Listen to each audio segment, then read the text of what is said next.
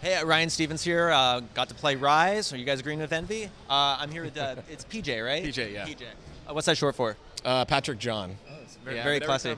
Every time people say Patrick John, I feel like I'm in trouble, so PJ is better. So we just got to see Ryse, and Ryse has kind of had a tumultuous life. It's been around for years. It was going to be a Connect game. I heard it was going to be a RPG, a first-person game, and now we're given this kind of this brutal kind of brawler. And I'm just curious, how would you kind of define what Ryse is now? Well, I mean, it's definitely a story-based like action adventure, right? So we kind of set out. We said, well, we want to tell a great story. We want to be a Crytek game that tells a great story. We're going to invest in facial capture. We're going to do performance capture. We're going to get new tech for characters and stuff like that. And let's build a combat system around this concept as well. So we had this idea of kind of this close-up brutality. We wanted to be like honest to the warfare of the age, which is sword and shield, right? So cutting off a limb is the easiest way to disable an opponent, rather than having this kind of like Hollywood, I punch you in the face and you punch me, then I punch you. It's like, no, they would just cut off limbs. So yeah, that's how we kind of ended up in this cinematic, story-driven kind of feeling combat system. Now there's a lot of core game fans out there, yeah, and they hear the word cinematic as kind of a selling point, and they go, oh, no, I want to hear gameplay. And you guys are going to, by the time this goes up, there's going to be this great dev diary that kind of goes through how the countering system works, how all the executions work. But I'm curious if there's anything in particular you would want to highlight from a gameplay side of things for the game. I mean, definitely. We said, all right, we're going to tell a great story, but we need to make a great combat game.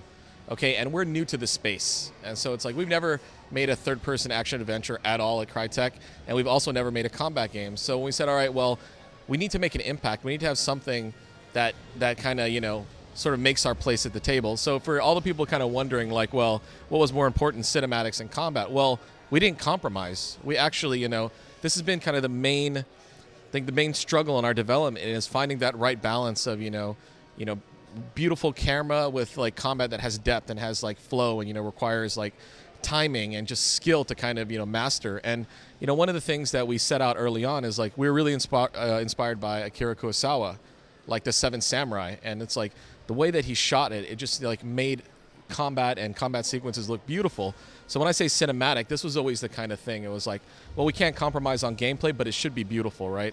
You should be playing it and going, wow, I don't believe I'm doing that, with my controls. And that kind of always led to this sort of back and forth. It's like, when is it too much control? When is it not enough control? And I think one thing that people will get when they touch it is that actually, Marius feels heavy when you watch videos, but once you actually, touch the controller, his movements are snappy. Like, his deflect, it's like, 1-2 frames, bam, and you you deflect incoming barbarian, axe. So, I mean, the actual feel of the game is top notch. And the combat system definitely has, this depth where you're going to want to play through the game like a couple times before you can really master it. So.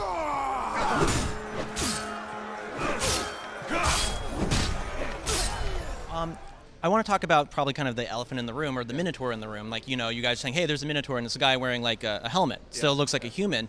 But then we were following The Wicker Man, which is a horrible Nicolas Cage movie, but a great classic horror film, the original. Yes, yeah. But they're talking about, we're following the path of Hades and stuff. So the kind of the Roman mythology is actually starting to seep in, as opposed to like, being barbarians and legionnaires and Visigoths and whatnot. Yeah. So I'm curious how much of the mythology, can we expect later on in the game? Well, I mean, for the most part, the game is fairly realistic. We do touch upon like, kind of the gods' influence like on all of our lives and stuff like that. But the main thing you have to think about is, we said we put ourselves in the age, right? And the Romans culturally were very, very superstitious. And so we said, okay, like, there's a definite like kind of, soldier kind of era-driven like mythology that they kind of create for themselves. So when you go there, the way the soldiers reference this thing is like, oh, there are these horned beasts and stuff like that. But when you actually start fighting them and killing them, you realize they're just men. And so we really tried to rally around that concept. But of course, I mean, we pulled the Minotaur from, more Greek mythology, but, the Romans were Hellenistic. So, I mean, they inherited a lot of that stuff. Let me ask you the generic Xbox One question where I cover all my ground. What's the frame buffer? What are you doing with impulse triggers? And how big is the install? Okay, so I don't know the last numbers of the install, but I'm pretty sure we're over 35 gigs.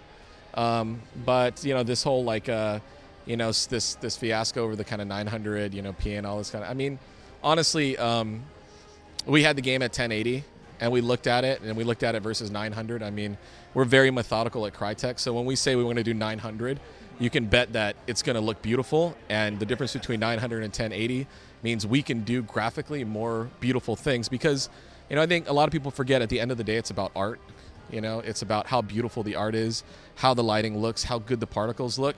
And whether that's 900 or 1080, it's really more of an artistic choice by Crytek to do the 900. And the last thing you mentioned is the triggers, right? I mean, it's for me, like the last Xbox 360 controller, you really had this kind of, felt like you're pressing on a spring or something like that. But this one's really smooth. And in fact, we had our execution buttons on our execution on the B button before. But as we got our hands on kind of the final controllers, like, oh man, this trigger to do an execution, just something that feels really good about that. And then you add this kind of, this haptic feeling rumble, and I mean, it's awesome. And I think anyone that actually gets a hands-on on it would just be like, this definitely feels better than the 360 controller. So, well, when can we pick up Ryse? We're day one, man. So, as soon as you get an Xbox One in your local GameStop or whatever, we'll be there. Awesome. Thanks for talking to us today. Thank you.